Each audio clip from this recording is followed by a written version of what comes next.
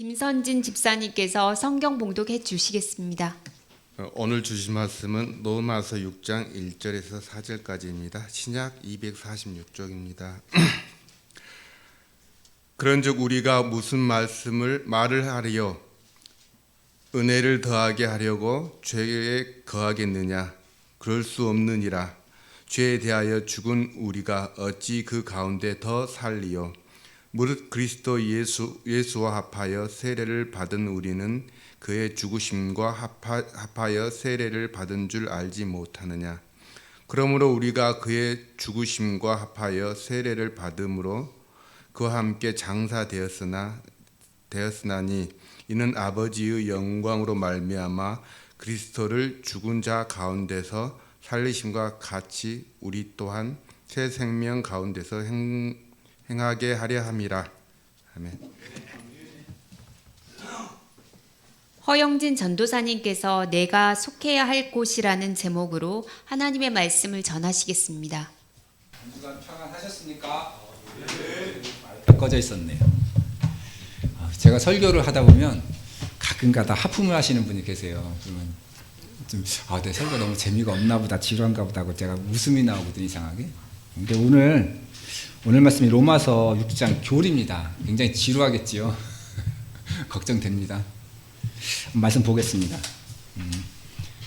1절의 말씀, 그런즉 우리가 무슨 말을 하리요? 은혜를 더하게 하려고 죄를 거하겠느냐? 죄에 거하겠느냐? 라고 바울이 질문하고 있습니다. 이 질문은 5장 20절 후반부의 말씀하고 연결되는 질문이에요. 그래서 5장 20절 후반부의 말씀과 1절의 말씀을 연결해서 재구성하면 이렇습니다. 죄가 더한 곳에 은혜가 더욱 넘친다. 그렇다면 은혜를 더 많이 받으려면 죄를 더 많이 지어야 하겠느냐? 라는 겁니다. 논리적으로 이해하자면 바울의 이 질문에 대해 네 라고 답해야 되겠죠. 좀 어딘가 이상한 것 같지만 논리적으로는 문제가 없죠. A가 많아서 B가 많아진다면 B를 더 많게 하기 위해서는 A를 더 많이 하면 된다. 당연하잖아요. 그렇죠? 스스로의 질문에 대해서 바울의 답변은 우리가 예상했던 네, 아니요가 아닌 새로운 질문으로 답변을 대신합니다. 2절입니다. 죄에 대하여 죽은 우리가 어찌 그 가운데 더 살리요? 죄에 대해서 죽은 사람이 계속해서 죄를 지을 수 있느냐 하는 겁니다. 사람이 죽으면 살았을 때 하던 모든 행위를 할 수 없게 되죠. 그런 것처럼 죄와의 관계에서 우리가 죽었다면 죽은 우리가 계속 죄를 지을 수 있느냐는 겁니다. 맞는 말입니다. 바울은 죄와의 관계에 대해서 우리가 죽었다고 말합니다. 바울의 답변을 이해하기 위해서는 좀 더 깊이 알기 위해서는 아담과 그리스도의 관계와 또 세례의 의미에 대한 이해가 필요합니다. 5장 12절에서 바울은 한 사람으로 말미암아 죄가 세상에 들어오고 죄로 말미암아 사망이 들어왔나니 이와 같이 모든 사람이 죄를 지었으므로 사망이 모든 사람에게 이르렀느니라 라고 말합니다. 또 19절에서도 말합니다. 한 사람이 순종하지 아니함으로 많은 사람이 죄인 된 것 같이 한 사람이 순종하심으로 많은 사람이 의인이 되리라. 바울의 말은 아담의 불순종이 죄를 오게 했으며 그리스도의 순종하심이 죄를 극복하게 되었다라는 거죠. 우리가 5장의 내용을 보지 않고 그냥 6장 바로 왔습니다. 5장, 6장, 7장의 말씀이 다 중요하고 또 8장의 말씀도 중요한데요. 그래서 5장의 말씀을 보지 않았기 때문에 간단히 그 중심 내용만 보면 5장의 내용은 죄를 없애고 죄의 결과로 하나님과 인간의 관계가 파괴된 것을 극복하기 위해 그리스도의 죽음이 필요했다. 이것이 5장의 중심 내용입니다. 바울은 이미 5장 12절에서 우리가 5장 12절 내용을 봤습니다. 5장 12절에서 죄의 대가가 죽음이다 라고 말했습니다. 따라서 죽은 사람은 죄의 대가 치렀잖아요. 죄의 대가 죽음이기 때문에 죽은 사람은 죄에서 자유롭다라고 말할 수 있죠. 왜냐하면 죄의 대가를 이미 죽음으로 치렀기 때문입니다. 이것이 오늘 본문 7절의 말씀이에요. 6장 7절의 말씀. 이는 죽은 자가 죄에서 벗어나 의롭다 하심을 얻었습니다. 7절 말씀 되게 뭔가 좋은 말씀 같은데 이해가 잘 안 돼요. 저도 이거 읽을 때 잘 이해가 안 됐거든요. 조금만 사족을 달고 넘어가겠습니다. 7절의 말씀 잘 이해가 안 되는 건 우리가 이미 사전적으로 알고 있는 우리 지식이 7절의 말씀을 읽는 걸 방해해요. 왜냐하면 의롭다라는 말이 나오잖아요. 의롭다. 성경에서 의롭다라는 말의 쓰임은 주로 의인, 구원, 또 아브라함, 유업 이런 말씀과 관련돼서 이해되거든요. 그래서 이게 이런 단어 의롭다는 단어가 여기서 맥락이 잘 이해가 안 되는 거예요. 그래서 7절의 말씀을 잘 이해하려면 공동번역의 말씀을 보면 이해하기가 쉬워요. 공동번역에서는 같은 말씀을 이미 죽은 사람은 죄에서 해방된 것입니다. 이렇게 번역하고 있어요. 좀 이해가 쉽죠. 이미 죽은 사람은 죄에서 해방된 것입니다. 이게 좀 이해가 쉽습니다. 죄와의 관계에서 죽은 사람은 더 이상 죄를 지을 수 없으니 죄에서 해방되었다라고 말하는 것입니다. 따라서 어떤 사람이 죽으면 그는 죄에서 자유롭다고 말할 수 있습니다. 왜냐하면 죽은 사람은 하나님께 불순종할 수 없기 때문입니다. 그러나 이러한 논증은 문제도 있습니다. 죽어야만 죄의 능력에서 벗어날 수 있다면 죽기 전의 삶, 살아있을 때의 삶, 그 삶은 여전히 죄의 능력에서 벗어나는데 전혀 도움이 안 되잖아요. 그래서 만약 우리가 한 번 죽었다가 다시 살아날 수 있다면, 죽음으로 인해서 죄의 대가를 치르고 다시 살면 이제 죄의 능력에서 벗어난 삶을 살 수 있게 되잖아요. 그렇기 때문에 만약에 우리가 한 번 죽었다가 다시 살아날 수만 있다면 참 좋겠다 하는 거죠. 한 번 죽어서 죄의 대가를 치르고 죄의 능력에서 벗어난 삶을 살 수 있기 때문입니다. 그러나 우리는 그럴 수 없지요. 예수님처럼 부활한 사람을 우리는 아직 알지 못하기 때문입니다. 그래서 바울은 우리가 고민하는 바로 그 지점에 대해 말하거든요.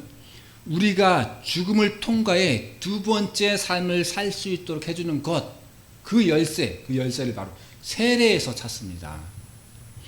바울은 6절에서 말합니다. 우리가 알거니와 우리의 옛사람이 예수와 함께 십자가에 못 박힌 것은 죄의 몸이 죽어 다시는 우리가 죄에게 종노릇하지 아니하려 함이니. 바울은 사람을 두 종류로 구분해요. 옛사람, 새사람. 그래서 옛사람은 죄에게 종노릇하는 사람을 말하고요. 새사람은 그 반대의 사람을 말하겠죠. 십자가에 못 박혔다는 것은 3절의 표현과 같습니다. 세례를 통하여 그리스도 합해졌다는 걸 말합니다. 그리고 죄의 몸이 죽은 것과 옛사람이 십자가에 못 박힌 것은 같은 의미고요. 따라서 6절의 말씀은 우리 옛사람이 세례를 통하여 그리스도와 합하여졌고 그리스도와 죽음을 나누었기 때문에 죄는 더 이상 우리를 다스릴 수 없게 되었다라는 겁니다. 그러나 이 말씀은 성도가 신분상 죄의 몸이 죽었다는 것이고 우리의 현재의 삶은 항상 죄를 범하기 쉬운 환경, 또 죄를 범할 가능성을 가지고 살아가고 있습니다. 바울은 4절, 5절, 8절에서 계속해서 얘기합니다. 4절, 5절, 8절의 앞부분만 제가 잠깐 소개합니다. 4절에서 그러므로 우리가 죄의 죽으심과 합하여 세례를 받음으로 5절에서 만일 우리가 그의 죽으심과 같은 모양으로 연합한 자가 되었으면 그리고 8절에서 만일 우리가 그리스도와 함께 죽었으면 이라고 우리가 그리스도와 함께 죽었다는 것을 말합니다. 그러므로 우리가 그리스도와 함께 죽었기 때문에 11절에서 우리도 우리 자신을 죄에 대해 죽은 자로 간주할 것을 말합니다. 11절입니다. 이와 같이 너희도 너희 자신을 죄에 대하여는 죽은 자요 그리스도 예수 안에서 하나님께 대하여는 살아있는 자로 여길지어다. 11절 말씀에 대하여 한국 기독교에도 많은 영향을 준 존 스토트, 성공의 신부인데요. 이 사람은 이렇게 설명했습니다. 아주 간략하고 또 명확하게 설명했습니다. 만약 그리스도의 죽으심이 죄에 대한 죽으심이었다면 그의 살으심이 하나님에 대한 살으심이고 그리고 우리가 그의 죽으심과 살으심 안에서 그와 연합되었다면 우리 자신은 죄에 대하여는 죽었으며 하나님에 대하여는 살았다. 이렇게 정리했습니다. 바울의 논증은 여기서 끝나지 않습니다. 그리스도는 확실하게 죽었지만 또한 죽은 자들 가운데서 다시 살아나셨습니다. 그래서 그리스도는 죽음으로 죄를 정복하고 다시 살아나심으로 죽음을 정복했습니다. 따라서 우리가 세례를 통하여 그리스도와 죽음을 나누었다면 또한 죽음을 이기는 것도 그리스도와 함께 나눌 수 있지 않을까 하는 논리적 질문에 이렇게 된 겁니다. 이 질문에 대한 정답을 우리는 알고 있죠. 정답은 그렇다. 그죠? 그렇다죠. 그러나 여기에 단서가 하나 붙어야 합니다. 아직은 아니다라는 거죠. 그렇지만 아직은 아니다. 언젠가 그렇게 되겠지만 지금은 아니다라는 겁니다. 바울은 5절과 8절에서 만일 우리가 그의 죽으심과 같은 모양으로 연합한 자가 되었으면 또한 그의 부활과 같은 모양으로 연합한 자도 되리라. 만일 우리가 그리스도와 함께 죽었으면 또한 그와 함께 살 줄을 믿노니 라고 우리가 이르게 된 질문에 대한 답을 해주고 있어요. 바울은 5절과 8절에서 후대의 독자인 우리의 예상 질문에 대하여 우리가 그리스도의 죽음에도 참여하고 부활에도 참여한다고 밝혀주고 있습니다. 그러나 본문을 자세히 보면 죽음에 참여하는 것과 부활에 참여하는 것은 다 미묘한 단어의 차이가 있음을 알 수가 있어요.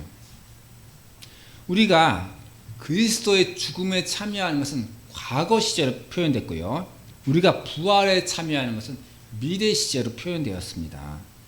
따라서 우리가 죽고 그 미래까지, 우리가 부활에 참여하는 그 미래까지 우리에게는 생명이 없어요.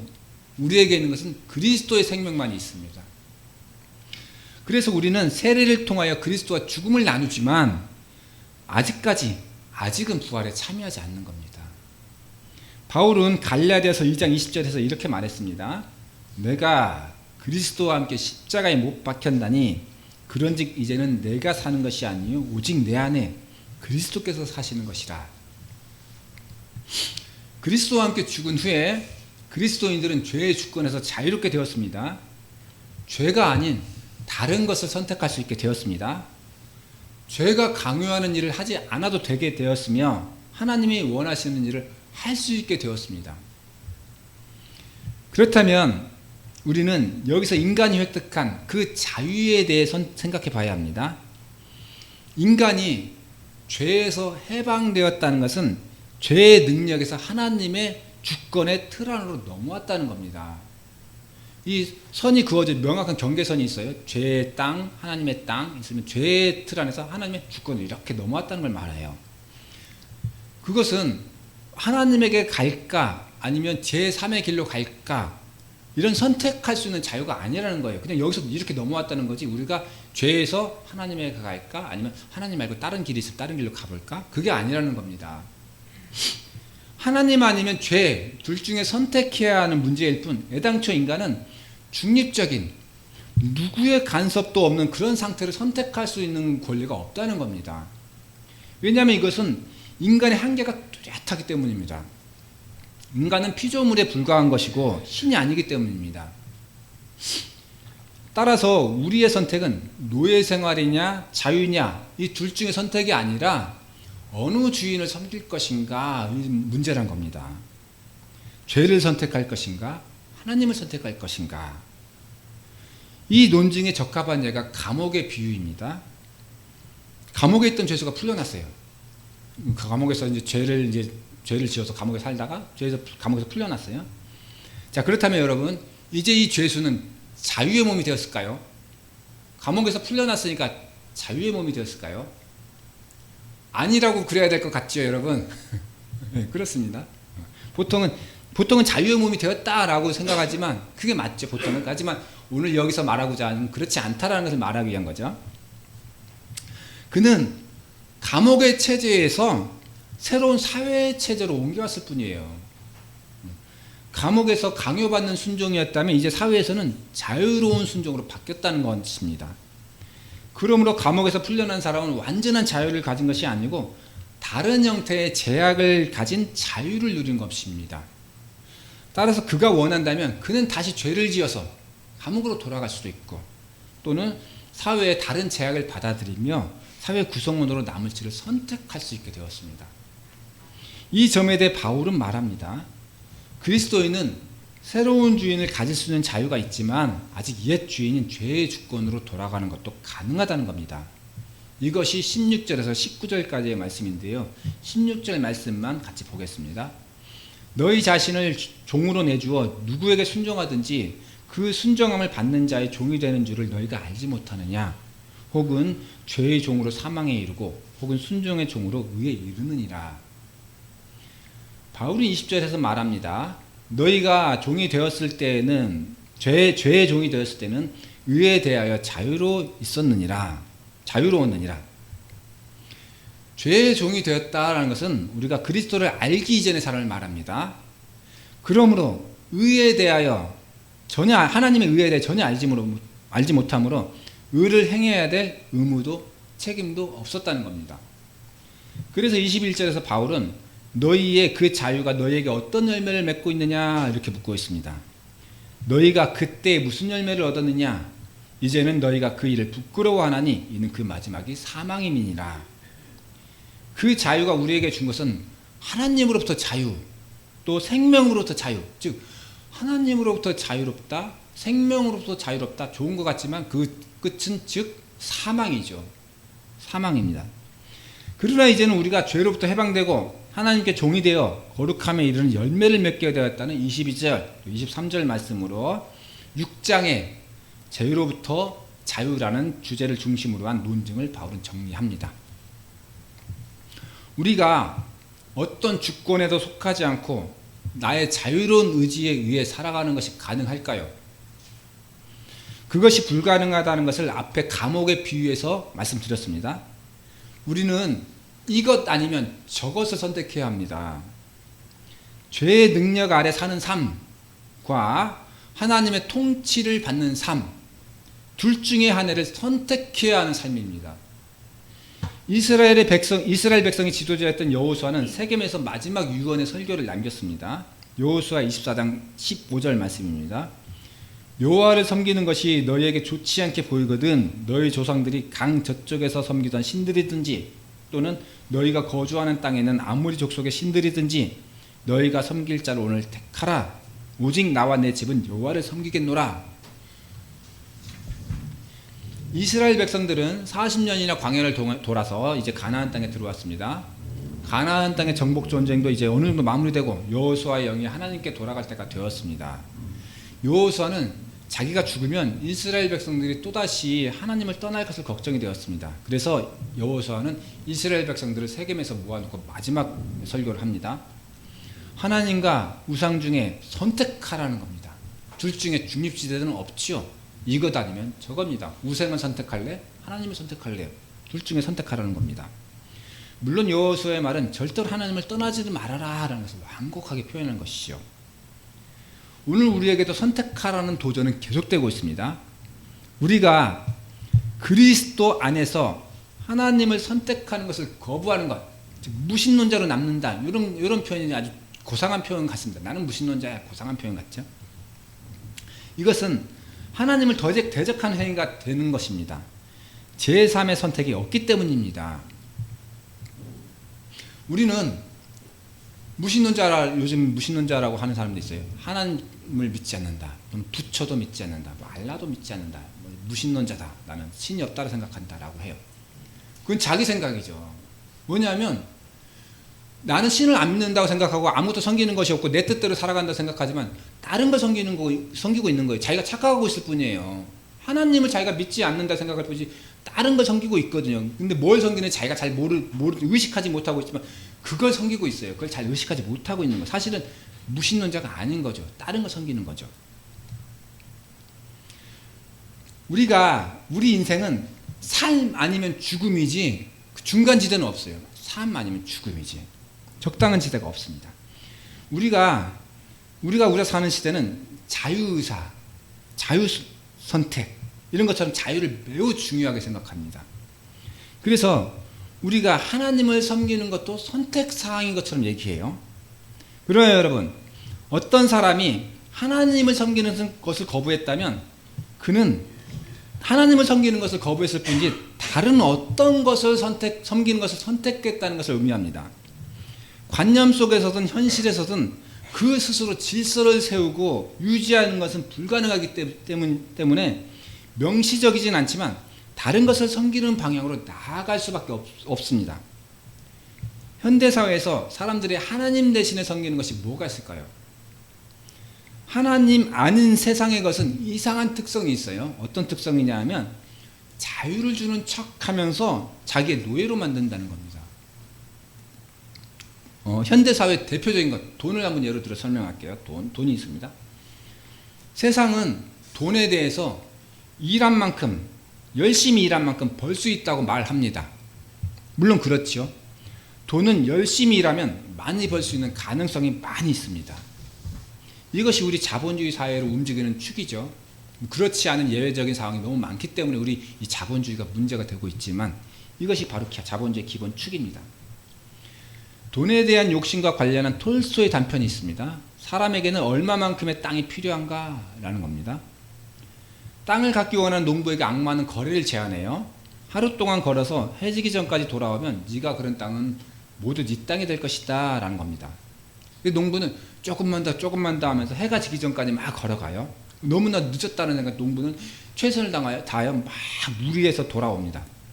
너무나 힘들게 돌아왔기 때문에 농부는 그 출발선에 돌아오긴 했지만 결국 거기서 죽고 말죠. 피를 토하며 죽고 맙니다. 이 이야기의 마지막은 더 인상적이에요. 죽어가는 농부에게 마을의 촌장은 엄청난 땅을 얻었다고 막 축하해줘요. 그리고 그 옆에서 농부의 하인은 죽은 주인을 묻을 땅을 파기 시작합니다. 그러면서 이 이야기는 끝이 나죠.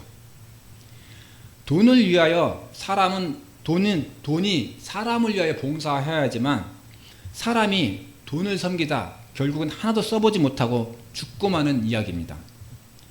사람이 무엇을 위하여 살아야 하는지에 대해 생각해보게 하는 이야기입니다. 우리는 우리 인생에서 무엇을 택해야 하겠습니까? 그리스도입니까? 세상이 주는 자유입니까? 하나님의 주권 아래 사는 기쁜 자유를 누리는 여러분 되시기 바라겠습니다. 말씀 마치고 기도하겠습니다. 하나님 아버지, 오늘 저희에게 예배를 허락하여서 감사합니다. 저희는 아버지께서 일상적으로 주시는 것을 늘 당연하게 생각하며 살아갑니다. 오늘 하루 햇빛과 비에 감사하지 못할 때도 많이 있습니다.